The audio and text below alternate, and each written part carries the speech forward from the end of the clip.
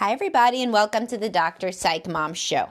Today, we're going to be talking about how to convince a partner to get into couples counseling. And honestly, it's not much different than individual counseling, to how to convince them to do that. I'll talk about that briefly as well. This was by a request in my Facebook group, so if you haven't joined that yet, please do. There's lots of interesting discussions. That is a paid group on Facebook. It does not get you the podcast. That you have to subscribe, and you pretty much should subscribe so you can hear a lot of my extra podcasts about attachment theory, about sex, about oral sex on women, about boundaries, about parenting, about other aspects of relationship, empathic ruptures, and so forth. So there's a lot to be gotten from a paid subscription, and more coming all the time. About every 4 or 5 regular episodes, I do a paid one. So anyhow, what we want to discuss today is when you really think that you need couples counseling, but your partner won't do it. So there's a lot of reasons that partners do not want to go into couples counseling, and most of them involve shame. So if your partner really does not want couples counseling, it probably means they don't want to be called out on some shit. And they are not wanting to think of themselves as any part of the problem, and they have a fear that the therapist will say that they are the problem. Now, the therapist is never going to say they are the problem unless, like, the therapist is, like, shitty therapist. It's always going to be takes 2 to tango. But men in particular think that they're going to be ganged up on with the therapist and their wife, and they're going to have no shot, and they're going to have to do all this crazy communication, psychobabble shit, and their own issues within the marriage, which are usually in the sexual realm, are never going to be addressed. And unfortunately, I'd like to say this is not true, but it can be very true. So that's why you need to find a therapist with whom your partner has buy-in, and if there are sexual issues, a therapist who is familiar with and comfortable with discussing sex. And that's like the only kind of couples counselor I hired. I mean, if you're in Maryland, you could see my couples counselor at my practice, or of course, you could always see me. But I'm not just in Maryland. But if you are looking for a therapist, you need somebody who your husband is going to click with as well as you. And now a lot of men feel like they want couples counseling, but their wife won't. And that is because the wife doesn't want to be called out on her shit. Like, that's always why, you know? I mean, it's like not a thing like to inquire about terribly deeply. Why doesn't somebody want to go to counseling? Because they don't want to get called out on their shit, and they think it's going to be a fucking waste of time. And those things are really not mutually exclusive. So they think they're going to be paying for the privilege of being told that everything is their fault, which is a waste of time.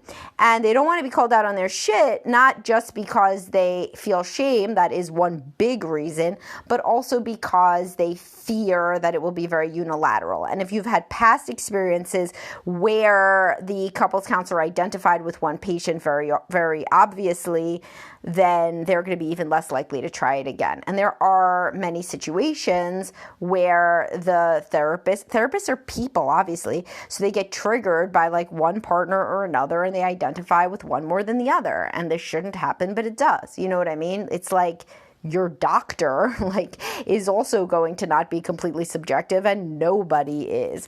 Your teacher may get triggered by your child. People are people, and they have their lens through which they view things. And so that's why you have to be willing to go to multiple couples counselors until you find a good fit. Now, if you're like a third couples counselor or something, then you got to assume that maybe there is a problem going on where one or both of you is very averse to opening up. But if you've tried 3 or 4 and if you've tried less than 3 or 4, then keep trying to find one, particularly if you are still experiencing massive distress, which is obviously when people want counseling. You should try to go in before divorce is on the table, but people don't. But you should really try to go in as early as possible when you're having conflict so that you could work on things from the beginning before they get really bad. So how do you work on it to convince a partner when they don't want to go into couples counseling? I mean, the most obvious way is to say that you know you're part of the problem and that you want to discuss your own contribution to the marital discord, and you want to understand tools and techniques for you being different.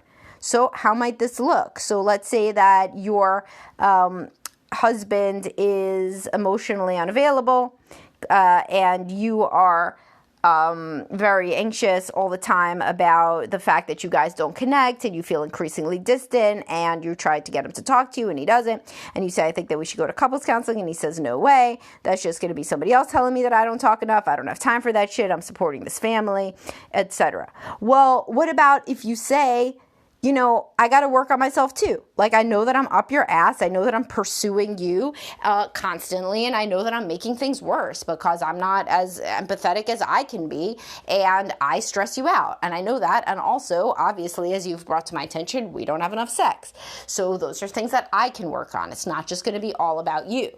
Like, don't just say like broadly, it's not going to be all about you. Say like literally, what are your failings? Like, my failings, you would say, are that I am bothering you and crying when you say you don't want to talk to me. Like, I am making things dramatic, or like whatever the case may be.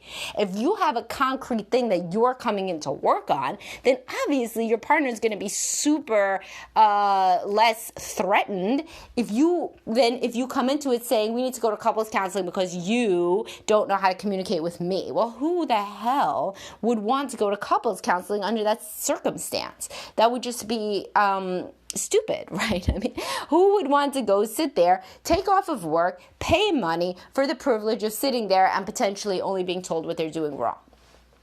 Now, to extend this, like, what about if your partner has depression, anxiety, trauma, etc., and they won't go to counseling despite you asking them to?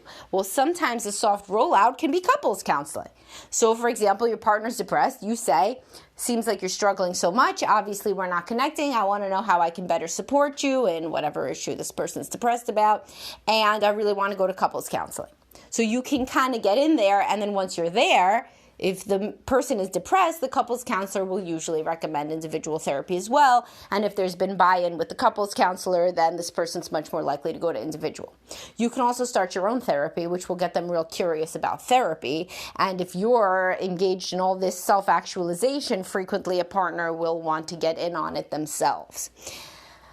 At last, of course, if it truly is now, I don't say do ultimatums that are fake, but like if you're really on the precipice of divorce, unless your partner gets treated for whatever the hell their problem is, then be real about that and say, like, your ADHD, for example, is like extremely stressful to me, and I am deeply considering leaving if you don't get treatment.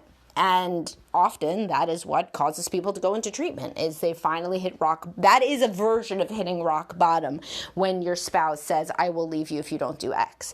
Only do it, though, if you're really considering divorce. If you're just like fucking with them and you're going to take it back, then don't do that. That's mean. But if you want to really be honest about where you're at, and you're at a very big inflection point, then it's incumbent upon you to share it. And in fact, it's being a bad partner if you do not share the fact that you are about to leave if they don't get their ADHD, depression, PTSD, substance abuse, etc. treated. So when you are talking about bringing a couples counselor into the mix, you want to come at it from a place of, I really want to work on this relationship because it's important to me. You don't want to say like, this relationship is terrible, it's horrible, and we need somebody to like fix us because we suck. Like, if at all possible, you want to focus on the strengths of the marriage and say, yeah, like, obviously we're struggling a lot, but I just want us to get better. I know that we're not in the best place that we could be, and that's where I want to be. And don't be scared to use the children there if you have them. Our children deserve to see us get along. I want our children to see loving parents. I want our children to see what a happy marriage is. Usually relevant is neither of us saw a happy marriage, and so I want to make sure that our children do. So this is really, the nuts and bolts of how to convince somebody to go to therapy. Now, if they refuse to go, you could start your own individual therapy and talk to them about it, and say, this is what I'm learning, but I really wish that we were doing this together. Sometimes people do this, and eventually this partner actually starts coming in. They start to come in to see me because they've heard so much about me. It's like we know each other. And sometimes they come in to clear their name subconsciously because they don't know what the hell the person's saying about them. So they want to go in and give me the real deal. And then once they give me their perspective, then they're engaged in some way. They see that I'm not a scary ogre. They see that things are going to be even-handed. And that's how that goes. And also, when I'm working with people individually, I'm always saying to them, go tell your partner, like what we're working on, like in terms of the relationship. Oh, you're going to try to be more patient? Oh, good. Tell him, I'm going to try to be more patient with you, blah, blah, blah. So then when the partner potentially wants to come in, they already have a positive feeling about this. Oh, this therapy is what's helping my wife yell at me less. Oh, good. So I wonder how we could even amplify this effect of this therapy if I were to actually be involved and to say what is actually going on in real time versus what my wife just reports, which who knows what she reports. So this is really a difficult problem when you have a partner who really is kind of emotionally and verbally, like that's not their strong suit. So they think that they are not going to be able to kind of keep up in couples counseling because they're not very verbal. They're more of like a math person, or they're more of a logic person or whatever than an emotions or a verbal person. So in this case, of course, obviously they're not going to be as comfortable in couples counseling. And I talk about this in my post that I linked to about reasons that men aren't so big into couples counseling. But the therapist is obviously not going to, or not obviously, but a good therapist or a therapist that's a good fit for you is not going to force anybody to have an entirely different personality. It's not like a guy who's into like spreadsheets and data is going to have to like talk to his wife for like 45 minutes every day about like his childhood in order for the therapist to be happy. Shit just doesn't work like that, and people's expectations aren't like that. A woman married to such a man might be happy if he just sent a text that was nice every so often and smiled instead of scowling or not looking up from his computer. People's expectations in couples counseling of their partner are actually not for a person to experience transformational personality change, but rather to just kind of be less of an asshole. And that is a starting place. And then there can be sometimes transformational change, but the first step is for people just not to push each other's buttons in a way that makes both of them into the worst version of themselves and allows their children to witness unending marital conflict and dysfunction. So people's goals, and you should verbalize this to your partner if you are the one who is hoping to get them into couples counseling. You say, my goals aren't to like change you as a person. I like who you are as a person overall, but like there's just things that aren't working and we're obviously fighting.